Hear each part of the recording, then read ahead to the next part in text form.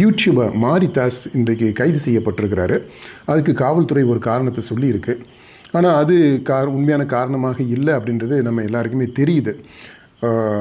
ஏன்னா இப்போ இந்த கைதுக்கு ஜஸ்ட்டு முன்னாடி என்ன நடந்திருக்கு, அவர் என்ன செய்தார், மாரிதாஸ் என்ன செய்தார் அப்படின்றத நம்ம பார்க்கணும். அவருடைய சேனலில் இந்த மாதிரி போதைப்பொருள் சம்பந்தமாக ஒரு நபர் பேச்சு அடிபடுது. அந்த நபரோடு இன்றைக்கு மாண்புமிகு அமைச்சராக இருக்கக்கூடிய ஆதவ் அர்ஜுனா பெயரும் சேர்த்து பேசப்படுது. அதை வெளிப்படுத்தி இருக்கிறாரு மாரிதாஸ்.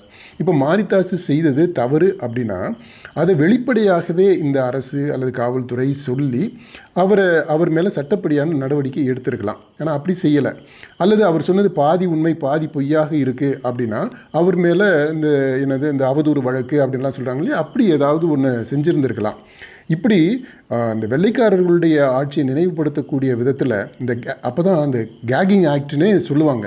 இந்த குரல் வழியை நெருக்கக்கூடியதாக இந்த அரசு செயல்படுதோ அப்படின்ற ஒரு எண்ணம் இருக்குது.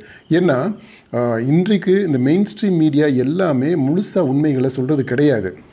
இந்த செய்திகளுக்கு பின்னால் இருக்கக்கூடிய உண்மையான செய்தி என்ன அப்படின்றத தெரிஞ்சுக்கிறதுக்கே நாம் இந்த டிஜிட்டல் மீடியாவை தான் நம்ப வேண்டியது இருக்குது. அதுவுமே இப்போ பெருசாக விலை போயிடுச்சு. சில இண்டிபெண்ட் இனிஷியேட்டிவ்ஸு அதன் மூலமாக இந்த மெயின் ஸ்ட்ரீம் மீடியா கட்டமைக்கக்கூடிய அந்த நேரட்டிவ்ஸை டீகோட் பண்ணுறதுக்கான அந்த ஒரு ஸ்பேஸ் இங்கே இருக்குது. அதனால் இப்போது நான் யூடியூபருடைய கருத்து சுதந்திரத்திற்காக நான் பற்றி பேசலை.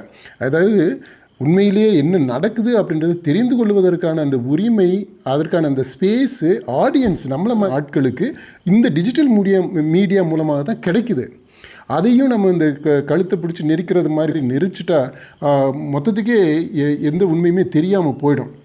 அதுலேயுமே இப்போ விஜய் மாதிரி ஒரு நபர் முதல்வராக இருக்கும்போது அவர் பாருங்களேன், இந்த டிஜிட்டல் மீடியாவை ரொம்ப பிரதானமாக பயன்படுத்தி தான் ஆட்சிக்கு வர முடிஞ்சிருக்குது. இன்றைக்குமே ஆட்சிக்கு வந்த பிற்பாடும் தொடர்ந்து அந்த டிஜிட்டல் மீடியாவை பயன்படுத்திக்கிட்டு இருக்கிறாங்க அவங்களுடைய கட்சியினர்.